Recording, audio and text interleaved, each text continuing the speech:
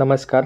BMS first year रचनाशास्त्राच्या paper 2 मधील आज आपण आपला शेवटचा जो सेन्सरी ऑर्गन राहिलेला आहे तो म्हणजे इयर. त्याच्या नोट्स आज आपण या व्हिडिओमध्ये बघणार आहे. तर मागील जे 4 सेन्सरी ऑर्गन आहेत आपण ते प्रत्येक सेपरेट व्हिडिओमध्ये कव्हर केलेले आहेत. त्याच्या नोट्स दिलेले आहेत.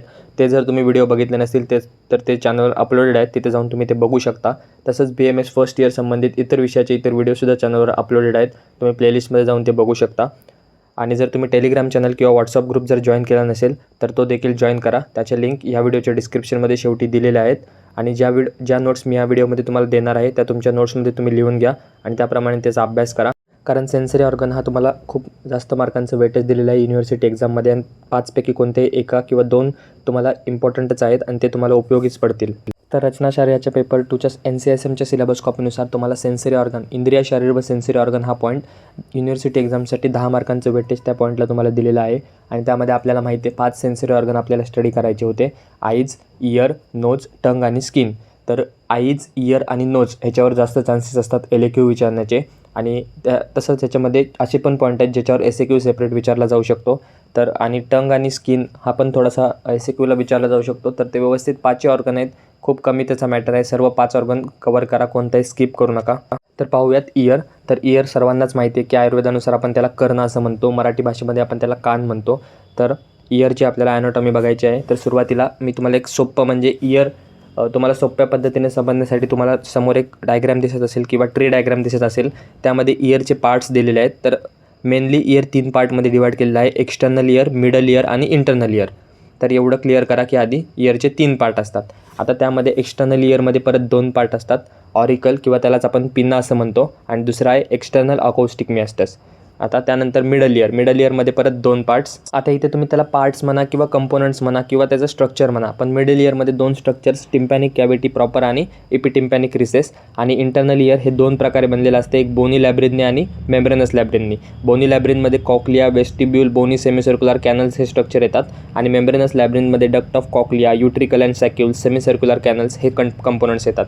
तर या सर्वांचे डिटेल्स आपण पुढे पाहूयात. तर सुरुवातीला इयरमध्ये आपण एक्सटर्नल इयरपासून सुरू करूयात. एक्सटर्नल इयरमध्ये सुरुवातीला auricle. It is made up of skin.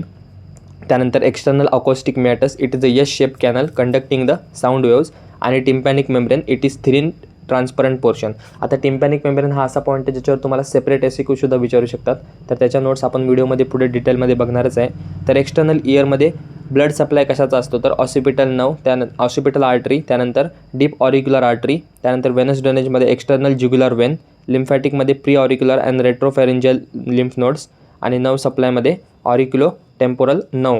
तर प्रत्येक इयरच्या वेगवेगळ्या पार्टला वेगवेगळा blood supply, nerve supply, lymphatic असतं. तर ते आपण जागोजागी तिथे पाहणार आहे. त्यानंतर मिडल इयरचा शेप हा बायकॉन्केव्ह असतो. मॅचबॉक्स शेप म्हणजे माचीस पेटीसारखा शेप असतो. डायमेन्शन सांगितले आहेत 15 mm × 15 mm × 6 cm. तर मागे आपण एक्सटर्नल इयर बघितला. आता आपण मिडल इयरमधले त्याचे शेप आणि त्याचे डायमेन्शन्स बघितले. त्यानंतर बाउंड्रीजमध्ये रूफ, फ्लोअर, त्यानंतर anterior wall, posterior wall, medial wall आणि रॅडलर वॉल हे 6 बाउंड्रीज तुम्ही मिडल इयरच्या लक्षात ठेवा. ह्याचं डिटेल एकदा बुकमधनं बघून घ्या की त्या कोणते स्ट्रक्चर तिथे आहेत. रूफच्या ठिकाणी काय आहे, फ्लोअरच्या ठिकाणी ते एकदा बुकमध्ये बघून कन्फर्म करून घ्या. त्यानंतर मिडल इयरला ब्लड सप्लाय असतो मिडल मेनिंजियल आर्टरीचा. त्यानंतर वेनस सप्लाय, प्रीरुगॉइड प्लेक्सस. आणि क्लिनिकल ॲनाटॉमीमध्ये मिडल इयरच्या ठिकाणी ओटायटिस मीडिया आणि मॅस्टोडायटिस हे आपल्याला दिसून येतं. त्यानंतर 3 इयर ऑसिकल्स असतात. मॅलियस, इन्कस, स्टेपस. जसं मी तुम्हाला टिम्पॅनिक मेम्ब्रेन हा SAQ पडतो सांगितलं त्याचप्रमाणे इयर ऑसिकल्सवर सुद्धा सेपरेट SAQ पडू शकतो. तर इयर जर तुम्हाला LAQला नाही विचारला तर दोन असे म्हणजे इयरचा SAQ येऊ शकतो. जसं की ऑसिकल झालं किंवा टिम्पॅनिक मेम्ब्रेन झालं किंवा इयरचा एखादा पार्ट जसं इंटरनल इयर एक्सप्लेन करा, मिडल इयर एक्सप्लेन करा. तर असं सुद्धा तुम्हाला SAQला विचारू शकतात. त्यानंतर इयरचा क्वेश्चन SAQला येऊ किंवा LAQला येऊ तिथे तुम्हाला डायग्राम काढणं अपेक्षित असतं. तर इयरची एक बेसिक सिंपल डायग्राम ज्याच्यामध्ये बऱ्यापैकी स्ट्रक्चर्स कवर होतात ती ही डायग्राम आहे.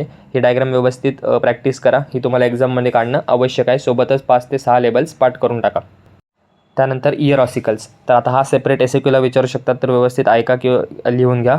देर are 3 small bones located in the middle ear which increases the intensity of sound 10 times. ते इंटेन्सिटी ऑफ साऊंड वाढवतात. दे आर मॅलियस, इन्कस आणि स्टेप्स. त्यानंतर malleus. It is so called because it resembles a hammer shape असतो. It is largest and most laterally placed ossicle. Largest असतं. Has the following parts. त्याच्यामध्ये parts कोणते आहेत. Rounded head lies in the इपिटिम्पॅनिक recess. Neck lies against the pars flaccida related medially to the chorda tympani nerve. त्यानंतर anterior process connected to the petro tympanic fissure आणि lateral process projects from the upper end of handle. त्यानंतर दुसरं year ossicle आहे incus किंवा त्यालाच आपण ॲन्विलसुद्धा म्हणतो. It is so called because it resembles and anvil. त्याचा शेप हा ॲन्विल असतो, ॲन्विलसारखा असतो जो ब्लॅकस्मिथ वापरतात. Resembles a molar tooth. Has the following parts. ह्याचेसुद्धा पार्ट्स आहेत. बॉडी लार्ज असते. Bears an articular surface that articulates with the head of malleus. त्यानंतर long process project downwards parallel with the handle of malleus. Tip of the process articulates with the head of stapes. त्यानंतर तिसरा ear ossicle आहे तो म्हणजे stapes. It is so called because it is shape like a stirrup. त्याचा shape असतो stirrup. It is the smallest and most medially placed ossicle. सगळ्यात आतमध्ये stapes असतो आणि तो स्मॉलेस्ट असतो. It has following parts. Small head that articulates with the tip of incus. Narrow neck provides insertion to the thin tendon of stapedius muscle. त्यानंतर 2 limbs or crura. Anterior short असतो and less curved आणि posterior longer असतो. Foot plate or base it is oval in shape. तर हे होते इयरचे 3 ossicles, मॅलियस, incus आणि steppes. बाहेरून आतमध्ये ह्यांची सिक्वेन्स अशी आहे, मॅलियस, इनकस आणि स्टेप्स. म्हणजे सगळ्यात बाहेरचा मॅलियस आणि सगळ्यात आतला स्टेपस. तर ते व्यवस्थित लक्षात ठेवा. त्यानंतर जे आत्ता आपण 3 इयर ऑसिकल्स बघितले ते जर तुम्हाला शॉर्टमध्ये रिवाईज करायचे असतील किंवा लक्षात ठेवायचे असतील तर हा चार्ट तुम्हाला उपयोगी पडेल. जे आत्ता आपण थेरॉटिकल पार्ट बघितला तोच ह्याच्यामध्ये दिलेला आहे. ते एकदा तुम्ही बघून घ्या, खूप इम्पॉर्टंट आहे तुमच्या एक्झामच्या दृष्टीने. त्यानंतर इंटरनल इयरमध्ये cochlea it is the most anterior part. त्यानंतर vestibule it is the central part of the bony labyrinth. त्यानंतर सेमिसर्क्युलर कॅनल्स 3 सेमिसर्क्युलर कॅनल्स असतात जे मगाशी आपण बघितलं, अँटेरियर, पोस्टिरियर आणि लॅटरल सेमिसर्क्युलर कॅनल्स. त्यानंतर मी तुम्हाला परत सांगतोय की एकदा एक्सटर्नल इयर, मिडल इयर आणि इनर इयरचे जे आपण पार्ट्स बघतोय त्यांचं एकदा डिटेलमध्ये थोडंफार मॅटर एकदा बुकमध्ये बघून घ्या. म्हणजे तुम्हाला असं नको वाटायला की आपला एलेक्युलर मॅटर कमी पडेल का वगैरे. तर तेवढंच फक्त एक गोष्ट बघून घ्या. बाकी सर्व नोट्स मी तुम्हाला इथे व्यवस्थित दिलेले आहेत. तर इंटरनल इयरमध्ये ब्लड सप्लाय बघितला तर बेसिलर आर्टरी, वेनस सप्लायमध्ये इंटरनल ज्युग्युलर वेन आणि नर्व सप्लायमध्ये 8-9. त्यानंतर क्लिनिकल ॲनाटॉमीमध्ये ओटायटिस इंटर्नी आणि मिनियर्स डिसीज. त्यानंतर ज्याप्रमाणे इयरमध्ये इयर ऑसिकल्स किंवा वेगवेगळ्या सेपरेट पार्टवर SAQ येऊ शकतो, त्याचप्रमाणे टिम्पॅनिक मेम्ब्रेनवर सुद्धा एक सेपरेट SAQ विचारू शकतात. त्याचा एकदा नोट्स बघून घेऊया. It is thin translucent partition between the external acoustic meatus and the middle ear. म्हणजे एक्सटर्नल अकॉस्टिक मेटस आणि मिडल इयरमध्ये जे पार्टिशन असतं त्याला टिम्पॅनिक मेम्ब्रेन म्हणतो. लगेच असं वाक्य बघितलं की लगेच डायग्राम किंवा फिगर इमॅजिन करायची आणि त्याच्यानुसार समजून घ्यायचं. त्याचा शेप सांगितला आहे oval shape. It is size measuring 9 × 10 mm.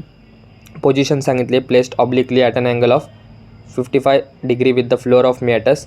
Faces downwards, forwards and laterally. त्यानंतर सर्फेसेस. टिम्पॅनिक मेम्ब्रेनला 2 सर्फेस असतात, एक आउटर सर्फेस आणि एक इनर सर्फेस. आउटर सर्फेस हा कॉन्केव्ह असतो लाइंड बाय थिन स्किन आणि इनर सर्फेस हा कॉन्वेक्स असतो that provides the attachment to the handle of malleus. त्यानंतर त्याचे 2 पार्ट असतात, पार्स फ्लॅसिडा आणि pars टेन्सा. 2 surface 2 part. Pars flaccida it is a small triangular area above the malleolar folds crossed by the chorda tympani nerve. आणि pars tensa it is the part below the malleolar folds. 3 layer असतात, outer cuticular layer of the skin, middle fibrous layer आणि inner mucous layer. तर 2 surface 2 part 3 layers हे इयरमध्ये असतात, टिम्पॅनिक मेम्ब्रेनमध्ये असतात. त्यानंतर त्याचा ब्लड सप्लाय. आउटर सर्फेसला deep auricular branch of the maxillary आर्टरीचा सप्लाय असतो आणि इनर सर्फेसला anterior tympanic branch of the maxillary artery. त्याच्यानंतर वेनस ड्रेनेजमध्ये एक्सटर्नल ज्युग्युलर वेन. नर्व सप्लायमध्ये auricular temporal nerve, vagus nerve आणि ग्लॉसोफॅरेंजियल नर्व. त्यानंतर क्लिनिकल ॲनाटॉमीमध्ये membrane is sometimes incise to drain the pus. म्हणजे जे मेम्ब्रेन आहे आपण ते कधी कधी इन्सिजन घेतो तिथून पस काढण्यासाठी. Present in the middle ear. त्या प्रोसेसला आपण मिरिंगोटॉमी असं म्हणतो. त्यानंतर through the membrane one can see underlying handle of malleus and the long process of incus. तर ही होती टिम्पॅनिक मेम्ब्रेनची क्लिनिकल ॲनाटॉमी. तर ह्या होत्या इयर संबंधित संपूर्ण नोट्स. तर आपले सेन्सरी ऑर्गन इथं सगळे संपतात. 5च्या 5 सेन्सरी ऑर्गन जर तुम्ही बघितले नसतील किंवा त्याचे व्हिडिओ बघायचे राहिले असतील तर सर्व व्हिडिओ आपल्या चॅनलवर अपलोड आहेत, ते जाऊन तुम्ही एकदा बघू शकता. आणि ह्याच प्रकारे ह्याच पद्धतीने आपला रचनाशास्त्र पेपर 2चा सर्व सिलेबस इथे संपलेला आहे. जे राहिले असतील 2 ते 3 पॉईंट तुम्ही कमेंट करू शकता. जर काय राहिलं असेल तर त्याच्यावर आपण व्हिडिओ बनवण्याचा प्रयत्न करू. आता इथून पुढे तुम्हाला रचनाशास्त्राचे तर इम्पॉर्टंट व्हिडिओ येतीलच एक्झामपर्यंत, परंतु आता आपण नवीन विषयाचे नोट्ससुद्धा पाहणार आहे. तर तुम्हाला कोणत्या विषयाचे नोट्स अवघड किंवा कोणता विषय अवघड जातो आहे, कोणत्या विषयाचे नोट्स हवे आहेत ते तुम्ही नक्कीच कमेंट करू शकता. आणि हा जर व्हिडिओ तुम्हाला आवडला असेल तर व्हिडिओला लाईक करा, चॅनलला सबस्क्राईब करा, तुमच्या इतर मित्रांमध्ये आपलं चॅनल शेअर करा. आपण भेटूया पुन्हा लवकरच अशाच एका नवीन व्हिडिओमध्ये नवीन टॉपिकसोबत. धन्यवाद. So guys, subscribe Ayurveda essence for more such videos. You will get all hand written notes here.